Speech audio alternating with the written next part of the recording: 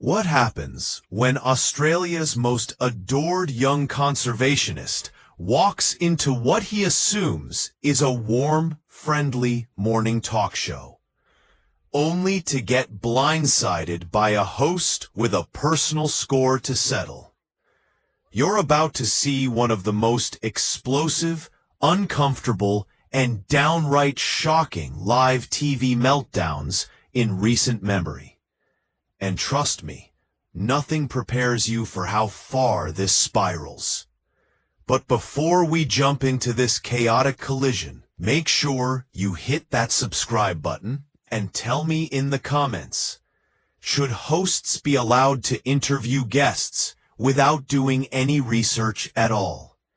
Because what you're about to witness is the perfect example of why preparation actually matters. Robert Irwin, son of the legendary Steve Irwin, showed up on The View, excited to talk about his new wildlife docuseries and ongoing conservation missions. The 20-year-old had been on multiple shows earlier that week, charming audiences with his sincerity, enthusiasm, and commitment to continuing his father's legacy. Every interview went smooth. Hosts were kind, questions were thoughtful, and Robert's authentic passion won everyone over. But Joy Behar, she had a very different agenda. The moment Robert stepped onto the stage, the vibe shifted. The typical warm welcome was replaced with a stiff, performative smile from Joy. The rest of the panel seemed unusually quiet, like they sensed what was coming but couldn't stop it. Robert, ever polite, greeted them and the audience cheerfully, completely unaware that he was walking straight into a storm. "Welcome back to The View," Joy said, her tone sharp enough to slice glass. We're joined today by Robert Irwin, wildlife conservationist and son of the late Steve Irwin. Then she leaned forward. "Robert, I've been wanting to ask you something that's been bothering me." Robert shifted slightly, staying composed. "Of course, Joy. Ask away." Joy didn't hesitate. "I've watched your interviews and documentaries," she said, eyes narrowing. "And I have to wonder, aren't you just coasting on your father's legacy? What have you actually done that stands on its own?" The studio froze. The audience felt the mood change instantly. Robert's smile weakened, only for a second, but he recovered with the professionalism of someone who had heard variations of this before. "Well, Joy, I understand why people might think that," Robert said evenly. "But I've been involved in conservation since I was little. I've helped rescue thousands of animals, worked on endangered species programs, and dedicated my life to continuing my family's mission." Joy didn't budge. "That's my point," she said sharply. "You're continuing his work. Where's your own path? It looks like you're just copying Steve Irwin, playing dress-up in khakis and pretending to be him. When are you going to find an identity outside your father?" The panel visibly tensed. Whoopi looked ready to intervene, but Joy was fully locked in. Robert inhaled slowly, clearly trying to remain calm. "Joy, with respect, conservation isn't about ego or fame," Robert answered. "It's about the mission. Whether I'm building on my father's work or starting my own initiatives, the goal is to protect wildlife." "Oh, please," Joy scoffed. She actually rolled her eyes. "That's such a convenient excuse. You know what I think? You're scared to step out of your father's shadow because you know you might not measure up. You're 20 years old. Maybe it's time to grow up instead of running around with animals." That did it. Something in Robert's expression shifted completely. Gone was the polite media smile. What replaced it was raw, controlled intensity. "Playing with animals?" Robert repeated, accent thickening. "Joy, do you actually know what my work involves?" His tone made everyone freeze. "Last month, I helped rescue a koala and her joey from a bushfire," he said. "The breeding program I work with brought echidnas back to areas where they vanished for decades." Joy tried to interrupt, but Robert wasn't done. "You want to talk about growing up? I grew up watching my dad relocate venomous snakes away from homes. I grew up helping run a wildlife hospital that's treated over 100,000 injured animals. This isn't a hobby. It's responsibility."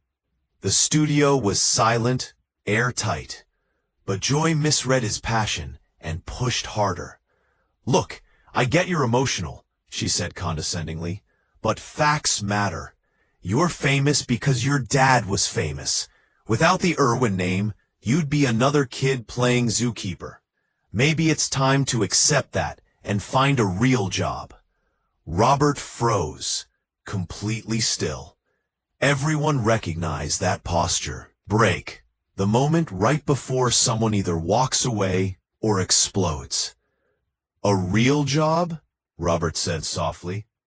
Too softly. "Joy, do you know what my father was doing when he died?" Joy's eyes widened, not expecting this turn. "He was filming a documentary on stingrays," Robert continued, voice gaining power. "Not for clout, not for a paycheck. He did it because he wanted people to understand misunderstood animals." Joy swallowed hard. "He died doing what he loved, trying to educate and protect creatures that can't speak for themselves."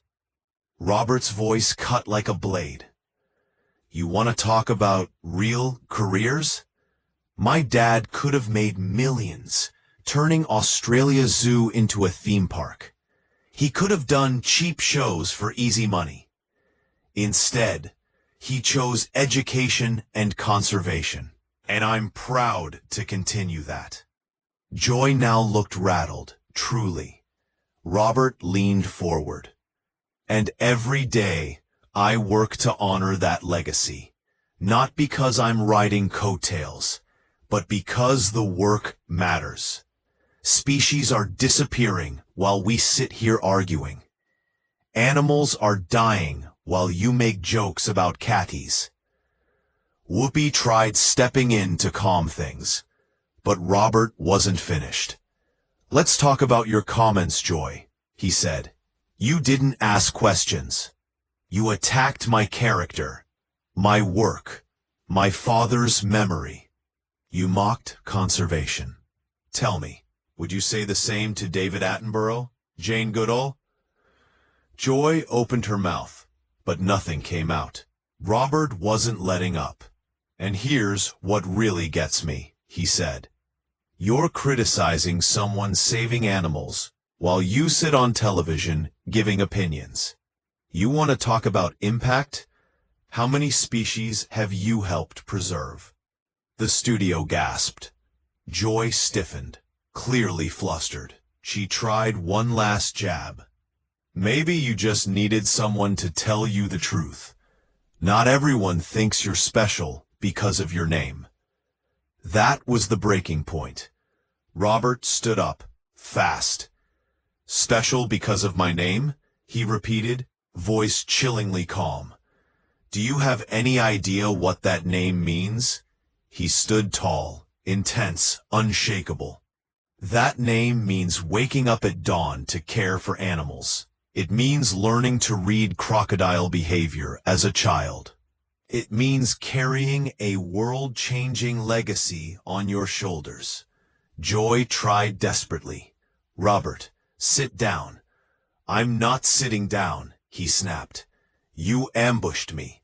You belittled my work and insulted my father. And now you want me to show you respect? Security shifted nervously off camera. You want respect? Do research. Ask better questions. Understand the difference between entertainment and meaningful work.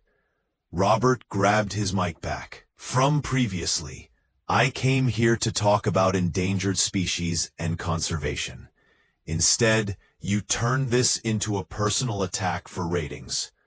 Thank you for reminding me exactly why I do this work, why my father did this work, why conservation matters more than anything happening at this table. He removed his microphone and set it down.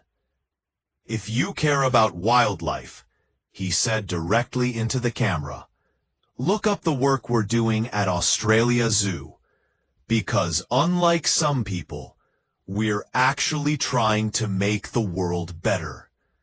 And with that, Robert Irwin walked off the set. Joy Behar was left speechless.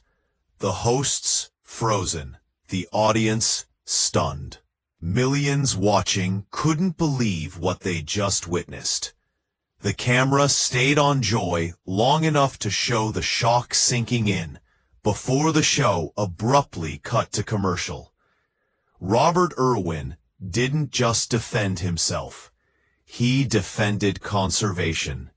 He defended his father. He defended every creature that can't speak for itself. So tell me, was he justified? Did Joy cross the line? Drop your thoughts below and make sure you subscribe for more unbelievable TV moments like this.